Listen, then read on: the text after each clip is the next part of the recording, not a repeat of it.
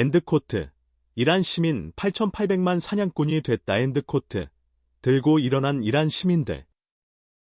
평범한 회사원이 출근길에 무심코 전화기를 들어 사진을 한 장 찍습니다. 그리고 정확히 30분 뒤에 놀라운 일이 벌어집니다. 그 사진이 찍힌 바로 그 골목의 하늘에서 정밀폭탄이 떨어지며 모든 것을 잿더미로 만들어 버립니다. 이게 영화 속 과장된 연출 같으신가요? 아닙니다. 이건 지금 8,800만 명의 시민 전체가 피도 눈물도 없는 거대한 사냥꾼으로 변해버린 한 나라에서 실시간으로 벌어지고 있는 현실입니다. 흔히들 무자비한 독재 정권이 무너지는 건 외부의 강력한 군사력 때문이라고 착각하기 쉽습니다. 하지만 오늘 제가 여러분께 심리학과 경제학의 렌즈로 보여드릴 진실은 완전히 다릅니다. 진짜 붕괴는 총알이 아니라 사람들의 마음속에 심어져 있던 공포가 역전되는 그 짧은 순간에 시작됩니다.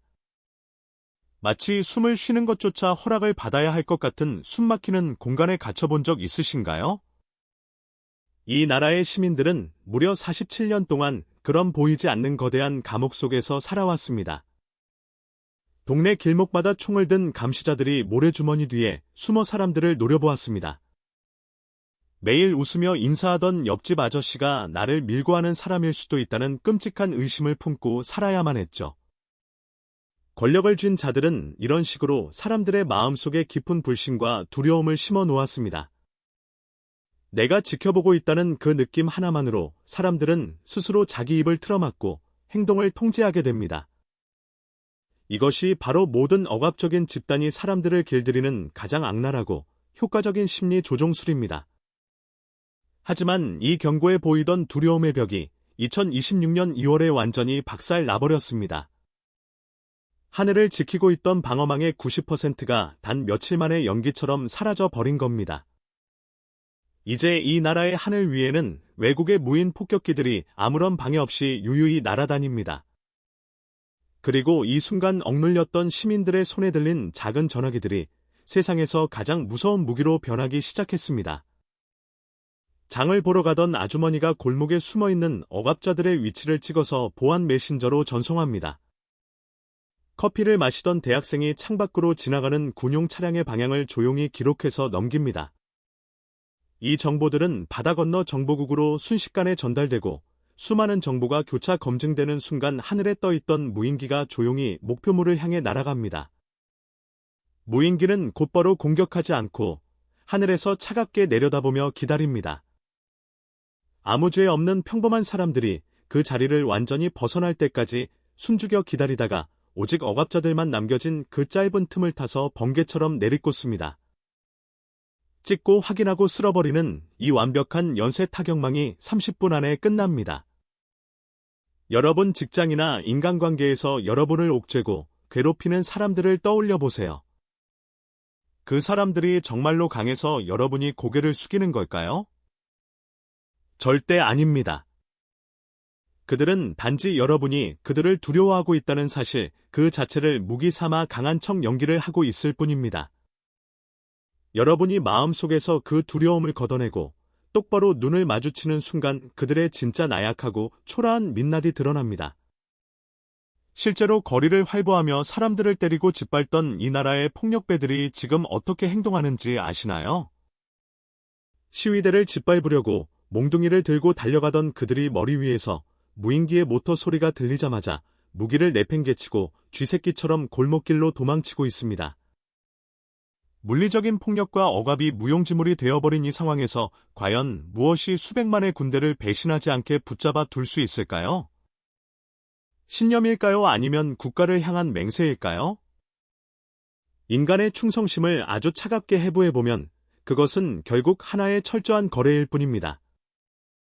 내가 당신을 위해 시간과 피를 바칠 테니 당신은 나를 지켜주고 합당한 대우를 해달라는 눈에 보이지 않는 계약서인 셈이죠. 그런데 이 나라의 권력자들은 그 계약서를 자기들 입맛대로 갈기갈기 찢어버렸습니다. 이곳에는 두 개의 전혀 다른 군대가 존재합니다. 하나는 국가 경제의 40%를 거머쥐고 온갖 호사를 누리며 최신 무기로 무장한 권력자들의 사병 집단입니다. 그리고 또 다른 하나는 낡아 빠진 무기를 쥐고 쥐꼬리만 한 월급을 받으며 가장 위험한 곳으로 내몰리는 평범한 청년들로 이루어진 정규군입니다. 평화로울 때는 이 끔찍한 차별을 다들 이를 악물고 참아 넘겼습니다.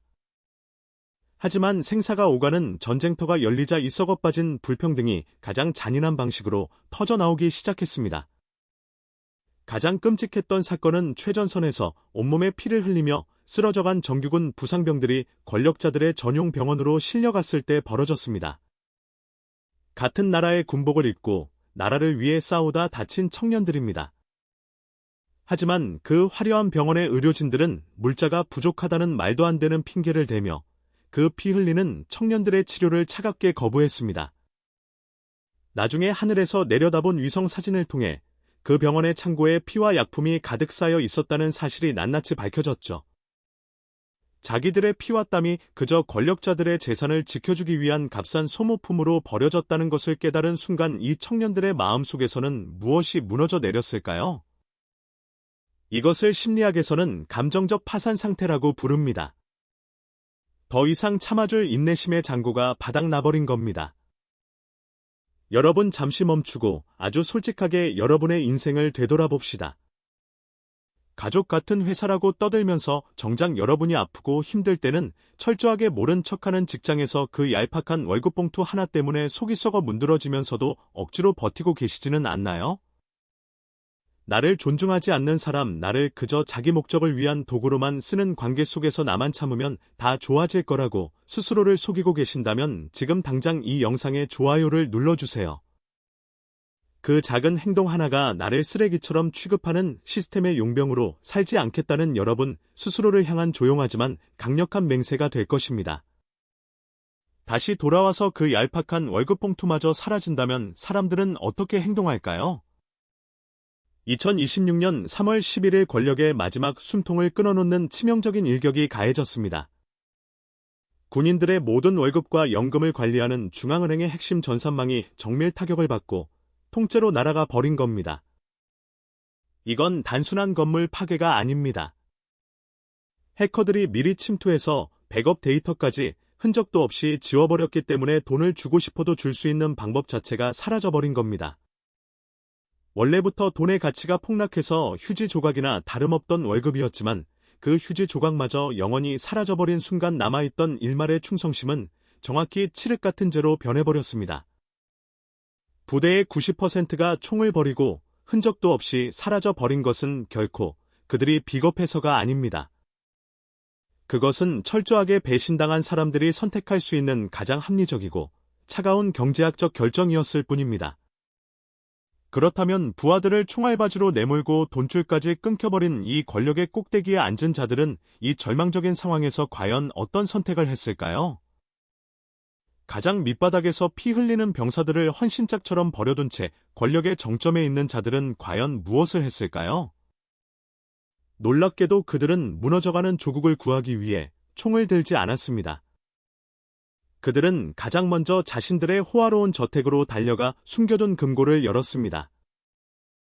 18, 19살짜리 앳된 청년들의 손에 언제 고장나도 이상하지 않은 낡은 소총 한 자루와 총알 10발을 쥐어주었습니다.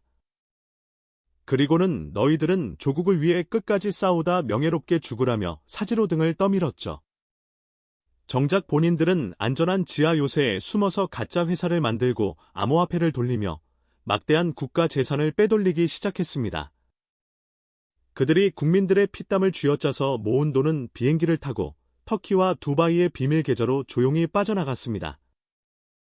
자본주의의 가장 씁쓸하고 냉혹한 본질이 바로 이 순간 여지없이 드러납니다. 돈이라는 것은 애초에 도덕도 없고 조국도 없습니다. 그것은 오직 살아남기 위해 가장 안전한 곳을 향해 빛의 속도로 도망칠 뿐입니다.